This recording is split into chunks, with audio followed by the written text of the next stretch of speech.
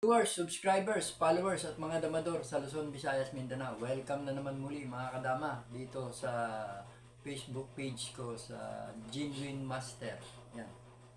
Ito mga kadama, part 9 na tayo. Dahil natapos na natin yung part 8, dito papunta na ngayon tayo sa part 9. At yung mga ibang part, nasa live naman yan. Kaya kung gusto nyong puntahan, silip lang kayo sa live, nando din yung mga ibang part. Pero dito sa Facebook page, kasi hindi siya nagsunod-sunod, nagputol-putol. Ayan mga kadama. Dito pa rin tayo sa Pride of Second Move, 115 versus 214, part 9. Ayan. Bago ko simulan to mga kadama, shoutout muna tayo sa mga damador. Ayan. Si Lea Calano, shout out sa'yo. Anak ko yan. Si paki-mention nga. Marcose. Ayan, Marcose, shout out sa'yo. Sana pag views nyo, follows nyo na rin ako doon sa Facebook page ko. Kasi meron akong inaanong quota, pakiusap lang. Ayan. Para punuan ko yung quota ko dun sa na inihingi sa akin. Ayan, Marcuse, shoutout sa'yo. Sino pa? Nalds Alayon. Nalds Alayon. Yan, shoutout sa'yo. Paki-follows mo na rin ako. Ayan.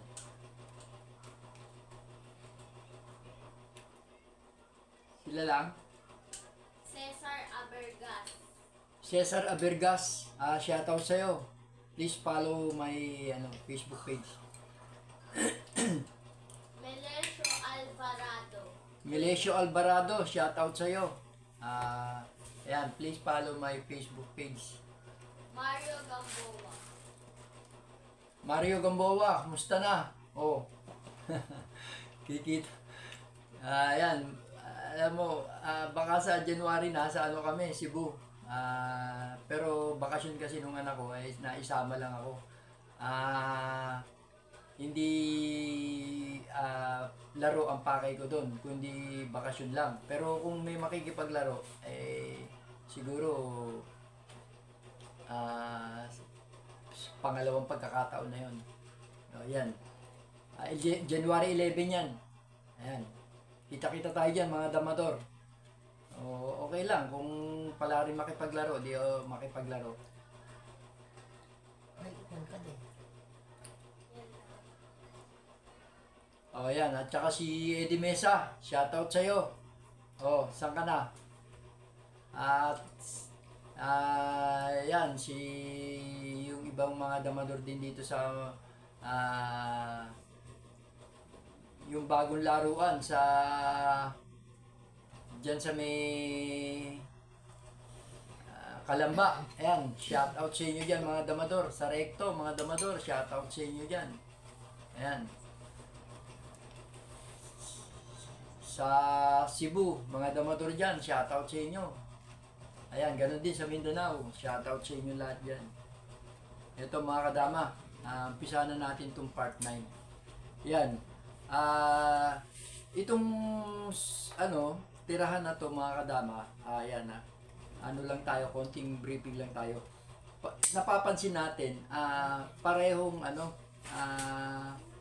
parang nagiging weak yung tirahan. Halimbawa, nagiging weak minsan yung second move, nagiging weak din yung first move. Kasi ito mga kadama, matagal na itong tirahan na to na inaral din ng mga kapwa natin damador. Talagang ang pundasyon nito tabla. May mga part lang na pag namali, natatalo. Kung tutusin, yung tirahan na to, parehas marunong ang humahandle niyan, ang humahawak. Merong humawak ng 214, marunong din. Hindi lang basta marunong, talagang ginamit na rin talaga ng mga grandmaster yan. Yung 115, 5-1 ang baba. Kaya dito mga kadama, pinapakita pa natin Pero sa mga nagdaang mga damador, eh, tapos na tong tirahan na to at alam na nila ang kapupuntahan. Ayan. Kaya nga sinasabi ko, may mga part na parang humihina yung second move, pero ang mahalaga ay naitatabla natin. Yan mga kadama. At saka kung posible magkamali ng maaga yung first move, doon lang tayo makakasilip ng panalo. Ayan. O ito na mga kadama. Part 9 na tayo dito sa 115 versus 214, 5-1. Yan. 116 tayo. Nag 116, 313 tayo. Yan. Kain nga dyan. 13-1. Yan. Sumayang siya ng 10-5. 8-3 tayo. Yan. 5-15. 3-14. 16-13 tayo. 11-6. 11-7 tayo. Ayan, pattern yan mga kadama. Kumbaga sa bookline talaga. Ayan, 9-5. Yan. Dito lang nagkakaiba. Meron 7-3 tumatiming, meron 6-2. Pero para sa akin, ito ang timing ko, 12-8. Yan. Yan, nag-8-3, tsaka tayo nag-6-2. Yan. Ito yung sa part 8 natin. Totoong nangyayari sa tirahan to. Kasama to, mga kadama. May variation dito. Ayan. Ayan. Ito naman ang tinira. Ito may variation to at meron to. Dito muna tayo sa 6-1. Yan. Pag 6-1, 7-3 pa rin tayo. So, possible na maipit siya kaya inunahan na tayo ng sayang ng 15-15. Yan, 5-1 lang ang best move natin dyan. Kain lang tayo ng balik. Kumain siya ng... So, dito, mga kadama, best move niya rito, marami siyang tira.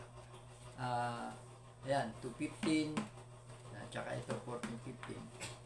Yan. Dito muna tayo sa eksaktong pundasyon ng tira. Karaniwan ito talaga ang tinitira. Ayan. Kumain tayo dyan. Dalawa ang pagpipilian. Isang kain dito at isang kain dito. Dito muna tayo. Ayan. Tayo, titira muna tayo ng 10-6. Yan, para hindi siya makaganon.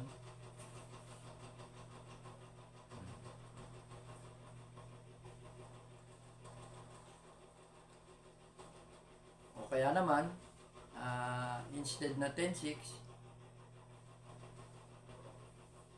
ayan, pwede rin naman 11-7. Pero yan, okay na yan. Hindi rin siya makakaganyan. So, ito naman ang best move niya dyan. Tayo naman, titira lang tayo ng 11-7.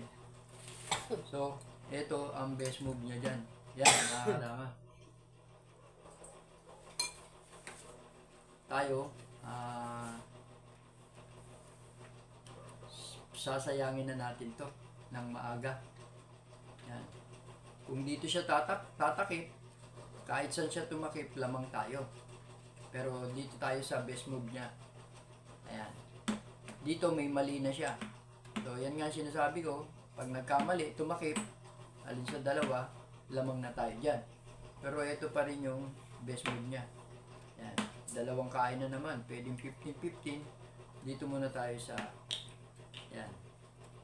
Kumain sa 215. Timing lang tayo ng 9-5. Bawal siya rito dahil meron na tayong ganun. So, ito lang ang best move niya. Tayo naman, 5-1 lang. Siya naman, 115. Yan, bibigay na natin to mga kadama. Tsaka gaganon tayo. Ayan, kaya natin pinadibalde. Dito sa part na to, umiiwas na tayo sa maipit lang bandang uli. Kaya dyan sa part na yan, binigay na natin ng mas maaga para makita natin yung pundasyon ng tira. Ayan. Dito sa part na to, balanse ang pitcha. So, hindi siya makakatira ng kahit na anong tira maliban dito sa 5-1. 5-1 lang ang possible na tira niya. Ayan. Tayo, 3-8. So, gaganon siya. Walang iba. Dadama lang tayo. Pag sinayang, wala ring iba. Gaganon lang, mga kadama. Tapos ibabalik lang natin. Kakain tayo na 3. Yan. So, gaganon siya. Sayangin na natin to. Gaganon na lang yan. Tapos ibibigay na lang to. Dahil dyan sa pagkakataon na yan, draw talaga ang ending. Yan mga kadama. Ito na yung isang part dito sa Nagsi-6-1.